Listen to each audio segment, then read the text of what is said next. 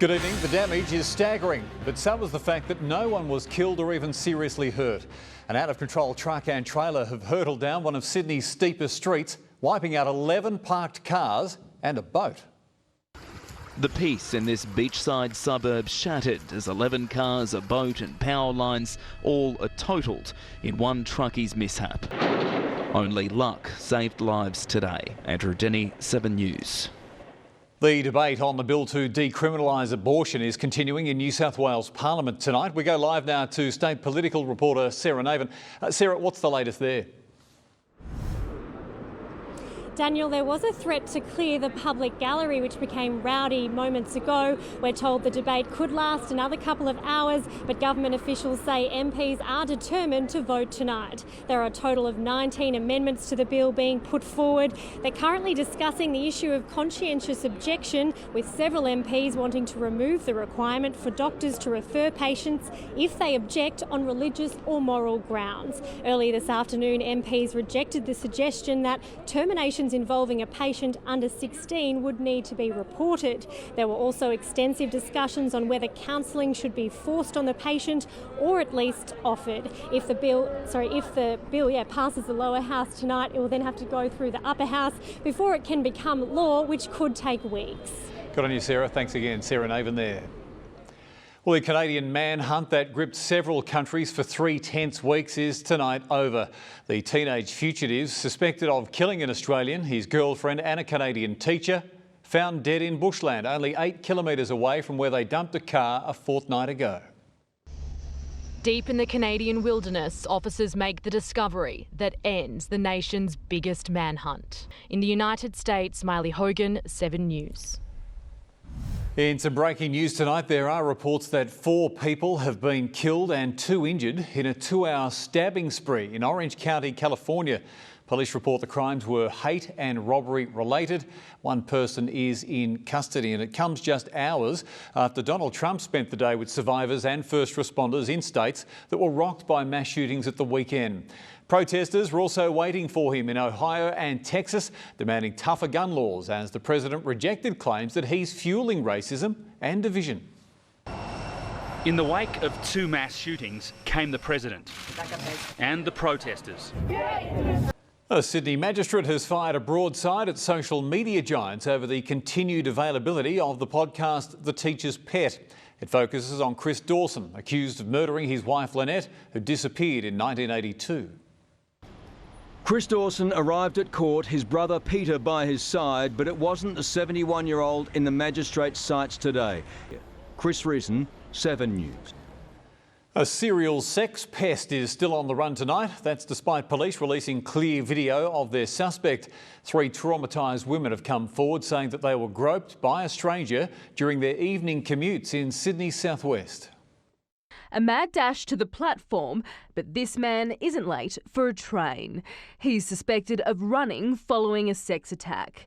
Coming up next, why China is lashing out at a torrent of criticism, how millions of dollars worth of cocaine has ended up on a New Zealand beach, and a solar panel warning why shady operators are putting thousands of homes at risk. China has lashed out at commentary from Canberra comparing its rise to Nazi Germany. That warning came from the head of Parliament's powerful Intelligence Committee.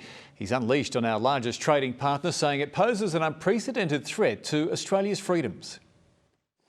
Inspecting recovery efforts in flood-stricken northern Queensland, and you walk along and see the damage is hard for a while. Scott Morrison deals with a torrent of criticism over comments from Liberal backbencher Andrew Hastie, the head of Parliament's Intelligence Committee. Cocaine, worth around $3 million, has washed up on a beach on New Zealand's North Island. So far, 19 packages filled with drugs have been found by locals walking on Bethel's Beach near Auckland.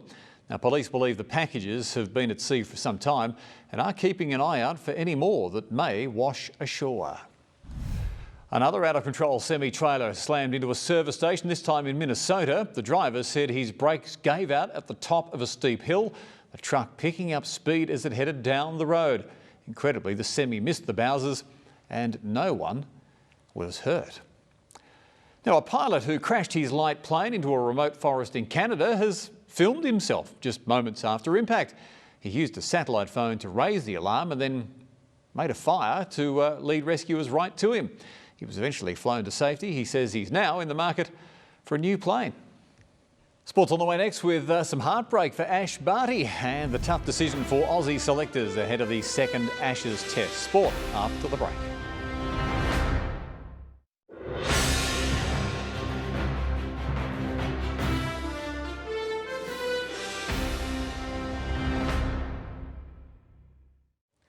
James O'Connor's Wallabies redemption is complete after he was named to start at outside centre for the Bledisloe Cup at a sold-out Optus Stadium in Perth. O'Connor had his contract torn up back in 2013 following a string of off-field incidents. I think James will present something a little bit different that we haven't seen, so definitely our opponents wouldn't have seen it either. A calf complaint has kept David Pocock out. He should, though, be fit for next weekend's return test at Eden Park. Bernard Foley also out again in favour of Christian Lealiifano at fly half. Mitchell Starc and Josh Hazlewood have pushed their claims for a second test recall in a county match against Worcestershire. Starc got a wicket with his fifth ball. Hazlewood finished with 2 for 2 from just 4 overs to give selectors a bit of a headache before Lords next week.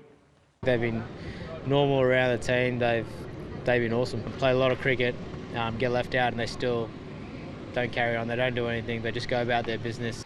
Now, Cronulla coach John Morris is hopeful that Matt Moylan will return next week against the Dragons as he continues to recover from that hit by Sam Burgess. Moylan suffered a concussion that will see him miss tomorrow night's clash against his former club, the Panthers. John Morris's take on the tackle that left his fullback sidelined was subtle but left no doubts. There goes your Thursday night sport. Elly, I'll have a look at some weather that is, well, set to make you shiver. And we say Matthew for this beautiful photo. You thought that joke was bad. You were right.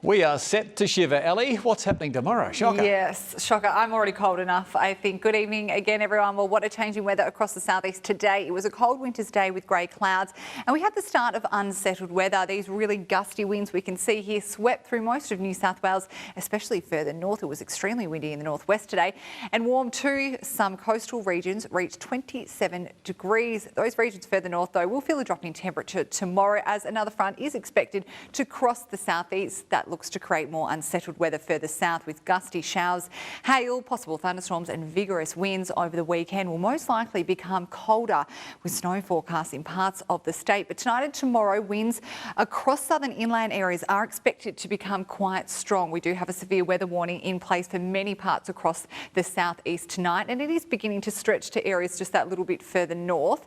And tonight we can expect more rain as well, especially further south. That will continue into tomorrow. Over the weekend it should become really light, and over the weekend it's looking very cold. It could be a winter wonderland. Snow is expected to fall as early as Friday night for parts of the central tablelands. Parts of the northern tablelands can expect snow from Saturday.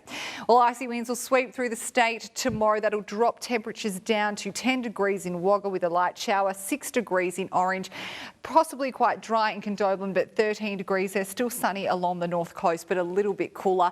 And across the country for the end of the working week tomorrow, it will be a little windy, really right across the east coast there. Sydney, a windy morning there and a top of 19 degrees, Dan. Good on you. Thanks. Hopefully some lovely weather photos will be sent in of the frostiness and the snow and stuff. Yeah, the snow and everything. It'll awesome. be good. Good on you. Thank you for that. Well, finally tonight, the incredible moment that a rocket's nose cone was successfully caught at sea after parachuting safely down to Earth. The nose cone was ejected after yesterday's successful launch of a new satellite. SpaceX will save over $8 million by not having to replace it. And that's your news for this Thursday, the 8th of August. Thanks so much again for your company. I'm Daniel Gibson. Till I see you again, have a great night. Bye for now.